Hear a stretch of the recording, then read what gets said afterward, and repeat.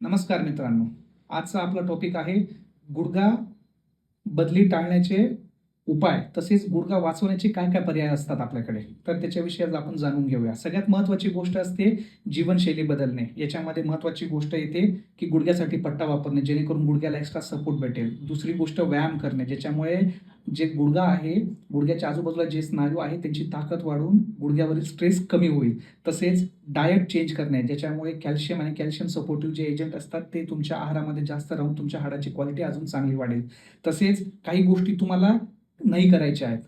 उदाहरणार्थ मांडी घालून जास्त वेळ बसणं, जास्त जिना चढ-उतर करणं, तसंच इंडियन टॉयलेट इस्तेमाल करणं, या गोष्टी तुम्हाला बदलाव्या लागतील. तसंच गुडघा वाचवण्यासाठी काही पर्याय असतात, ज्यांना इंजेक्शनच्या फॉर्ममध्ये असतात. त्याच्यामध्ये काही 2-4 गोष्टी असतात. उदाहरणार्थ सगळ्यात पहिली गोष्ट असतं म्हणजे हायलोरोनिक ॲसिडचं इंजेक्शन. हे जे एचए नावाचं इंजेक्शन असतं, आपल्या गुडघ्यामध्ये नॅचरल 2 ते 4 ml ऑइल असतं, ज्याला आम्ही सायनोव्हेल फ्लुइड म्हणतो. पण जसं-जसं म्हातारपणामध्ये गुडघ्याची क्वालिटी खराब झालेली असते, गुडघ्याची जी गादी असते ती खराब झालेली असते, त्यामुळे खुर्च्या पण निष्ठ झालेला असतो. तर अशा परिस्थितीमध्ये गुडघ्यामध्ये जे ऑइल असतं, त्या ऑइलची क्वालिटी पण खराब झालेली असते. तर हे गुडघ्याचं ऑइल टाकण्याचं काम म्हणजे हायलोरोनिक ॲसिड करतं. दुसरं इंजेक्शन जे आहे त्याला आम्ही पी-आर-पी म्हणतो, उदाहरणार्थ प्लेटलेट रिच प्लाझ्मा म्हणतो.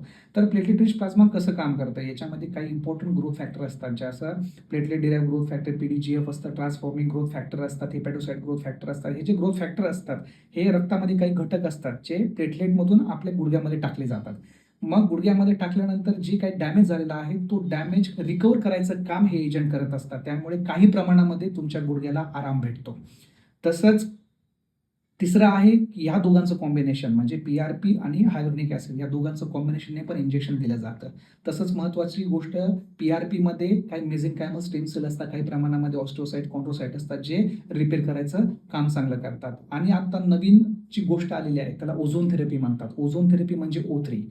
गुडघ्यामध्ये इन्फ्लेमेटरी मार्कर जास्त वाढल्यामुळे ऑक्सिडेटिव्ह स्ट्रेस हा जास्त असतो. तो ऑक्सिडेटिव्ह स्ट्रेस कमी करायचं काम अँटीऑक्सिडंट म्हणून ओझोन काम करत असतात. तरी ओझोन थेरपी सुद्धा आजकाल इस्तेमाल होते, ज्याच्यामुळे तुम्ही गुडघा बदली करण्याचं ऑपरेशन टाळू शकता आणि तुमचा गुडघा वाचवू शकता.